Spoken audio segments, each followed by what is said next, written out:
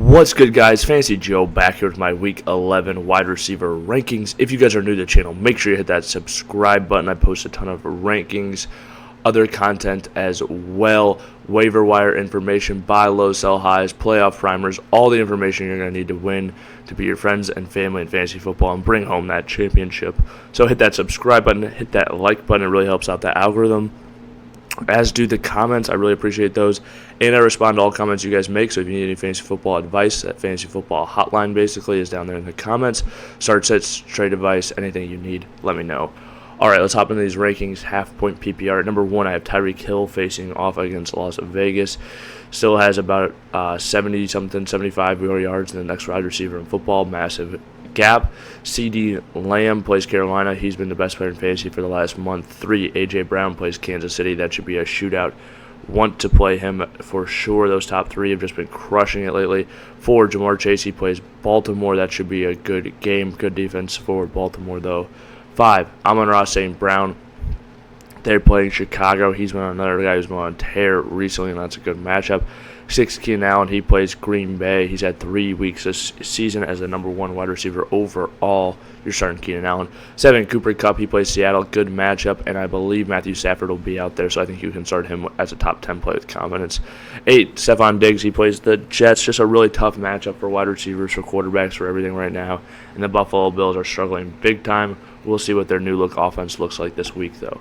9, Justin Jefferson. I expect him to return in this game against Denver. I think he maybe even should be a little bit higher, to be honest with you. But just coming off that hamstring injury, there's a little bit higher of a risk rate, so that's why I have him at 9. But I expect Justin Jefferson to be full go, basically, once he returns.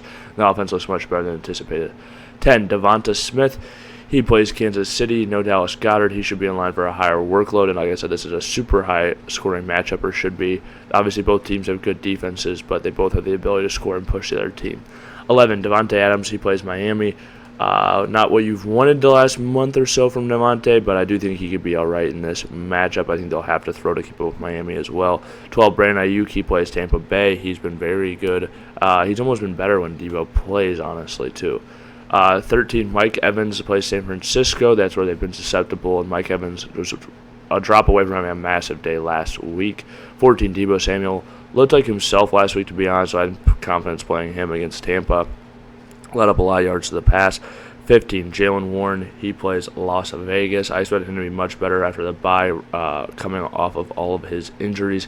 If you look at the snaps he was playing compared to Tyreek Hill, he played about 50 less snaps, and Tyreek was about 272. Not snaps, excuse me, routes. But that's a major difference, and I think he's going to get a lot more of those if he's healthier over the second half of the season. He'd be a guy I would look to acquire for sure. 16, DJ Moore. He plays Detroit. Justin Fields should be back. I think he's going to be much improved if that is the case. 17, Garrett Wilson. He plays Buffalo. The target load's been nice for him. Buffalo's defense has not been good either. 18, Puka Nucua. Same reasons I have Puka. Maybe even should be a little bit higher. But the reason is, we don't know. There's a reason Cooper Kupp and Puka are a little bit lower, and that is the Matthew Stafford situation. If I knew Stafford was playing, I think they'd both be a little bit higher, but that's where we're at. 19, Amari Cooper. He plays Pittsburgh. I think Amari Cooper is a really good play this week and has just been dominating, especially if you take out the first game he had, which was in really poor weather conditions, and then the game he played with DTR, their backup, who was absolutely horrendous. He's averaging well over 95 yards from yards per game. 20, Terry McLaurin, a guy who's been received a lot of targets recently. This is a great matchup for him against the Giants. I'm not scared off from that bad week last week. You're roaring Terry out there with confidence. 21, Marquise Brown. He plays Houston. Now that Kyler's back, he should be much improved. Been a target hog all year long. He'd be a guy I try to spin the tires on acquiring right now after that rough game. 22, we got Tank Dell against Arizona. He's been good recently. You can play him back-to-back with Nico. Don't know if I really have a preference between them right now at the moment, considering Nico is banged up. Obviously, if one of them doesn't play, I think it does help the other one, but both of these guys are great options, honestly. As is Noah Brown if one of them doesn't play, or maybe even in general already. 24, Adam Thielen. He plays Dallas. It's been rough for Adam Thielen recently, and I don't expect him to really get right in this matchup against a really tough defense, even though they're likely throwing the ball a lot. 25, DK Metcalf. He just hasn't been what you hoped him to be recently. The usage has been fantastic. He just hasn't produced in the likelihood, or in the path that you would prefer, obviously in fantasy points, but the usage, I think you still do need to play him.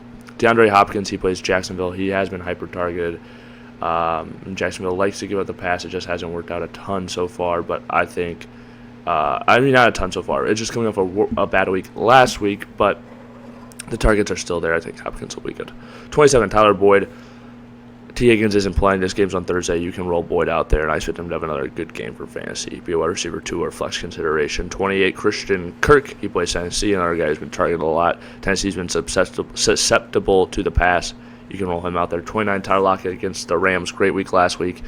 A guy I think will end up at top 24 wide receiver, top 20 wide receiver. So he plays the Rams, and then Deontay Johnson against Cleveland. He'd be a lot higher. It's just a tough defensive matchup, but he gets a lot of targets. I'm very confident in him. A guy to either go out and try to acquire right now, or maybe if you feel confident waiting a week, go out and try to get him. I could see him throwing the ball a lot, though. Pittsburgh, if they're losing, and then Deontay having a good day regardless, because it's really hard to guard him no matter who you are as a corner with his route running ability and the usage that he gets. He's going to catch balls. Alrighty, if you guys have made it to this point in the video, please hit that like button, hit that subscribe button. If you have any fantasy football questions, leave them in the comment section down below, and I will respond. Like as well. Really helps out the algorithm. Thank you guys so much for watching.